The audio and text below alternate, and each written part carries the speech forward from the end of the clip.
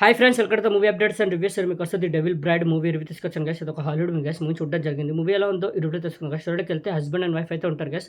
Husband ఏంటంటే night షిఫ్ట్లో work చేస్తూ ఉంటాడు, వైఫ్ డే షిఫ్ట్లో వర్క్ చేస్తూ ఉంటుంది గైస్. వాళ్ళ మధ్యలో డిస్టెన్స్ అయితే పెరుగుతూ ఉంటుంది, వాళ్ళ మధ్యలో గొడవలు కూడా పెరుగుతూ ఉంటాయి గైస్.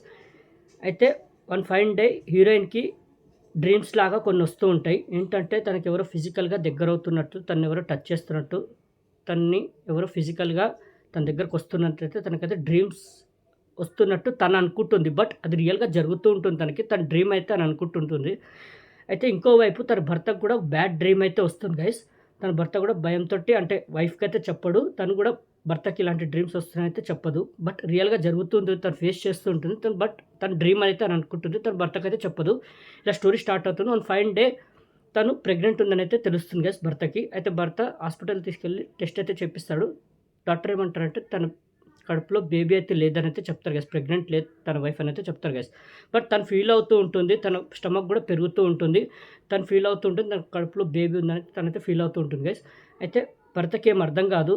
ఫైన్ డే ఏంటంటే వాళ్ళ ఇంట్లో ఏదో జరుగుతుంది, తన వైఫ్కి ఏదో పట్టింది తను అనైతే వాళ్ళ భర్తకైతే అనిపిస్తుంది గైస్. మరి నిజంగానే ఆ ఇంట్లో ఏదైనా ఉందా, ఉంటే అదేంటి, దేనివల్ల తన వైఫ్ని పట్టింది, మరి తన వైఫ్ కడుపులో ఉన్నది ఏంటి, నిజంగా బేబీ అయినా ఇంకేదైనా, మరి ఆ ప్రాబ్లం నుంచి ఎలా బయటపడ్డారు, ఆ హౌస్ నుంచి ఎలా సేవ్ అయ్యారు, ఎలా బయటపడ్డారు ఆ ప్రాబ్లం నుంచి, మరి క్లైమాక్స్లో ఏం జరిగింది ఏంటి, అసలు అదేంటి, ఆ ఇంట్లో నిజంగానే ఏదైనా ఉందా, ఉంటే అదేంటి, ఆ ఇంట్లో నుంచి ఎలా ఆ ప్రాబ్లం నుంచి ఎలా బయటపడ్డారు ఏంటి అనేది మీరు మూవీ చూసి తెలుసుకోవాలి గైస్. మూవీ మాత్రం నాకైతే నచ్చింది గైస్. మూవీ సూపర్బ్ అనిపించింది.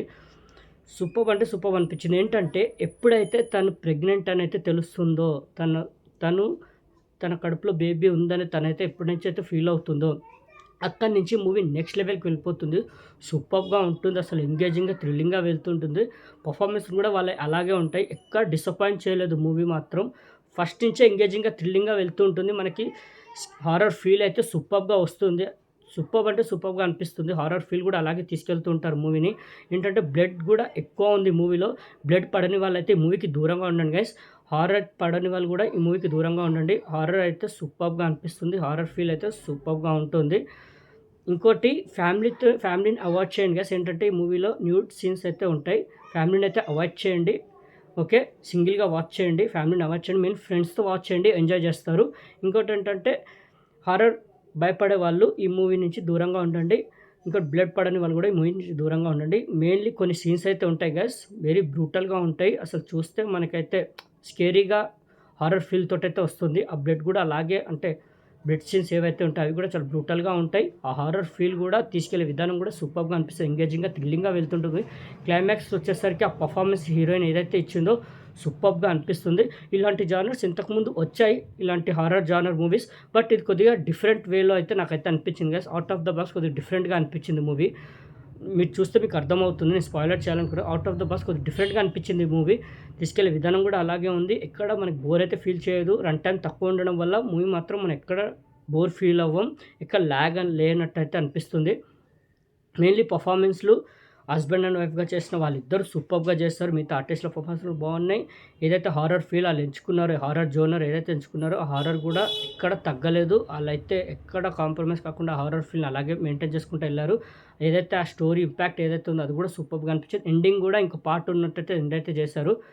సూపర్గా అనిపిస్తుంది. మెయిన్లీ క్లైమాక్స్కి వచ్చేసరికి హీరోయిన్ చేసే ఆ పర్ఫార్మెన్స్ మాత్రం సూపర్గా అనిపిస్తుంది. కొన్ని సీన్స్ అయితే ఉంటాయి, నాకైతే భయం వేస్తుంది. హారర్ ఫీల్ మాత్రం సూపర్గా అనిపించింది నాకైతే. నేనైతే రికమెండ్ చేస్తున్నాను గైస్, వాచ్ చేయండి, హైలీ రికమెండ్ చేస్తున్నాను ఈ మూవీని. Okay, the devil braid movie review మీకు నచ్చిందని అనుకుంటున్నాను. ఈ మూవీకి నేచర్ రేటింగ్ అయితే 5కి 3.75 గైస్. నాకైతే పర్సనల్ నచ్చింది మూవీ, నేను రికమెండ్ చేస్తున్నాను, వాచ్ చేయండి.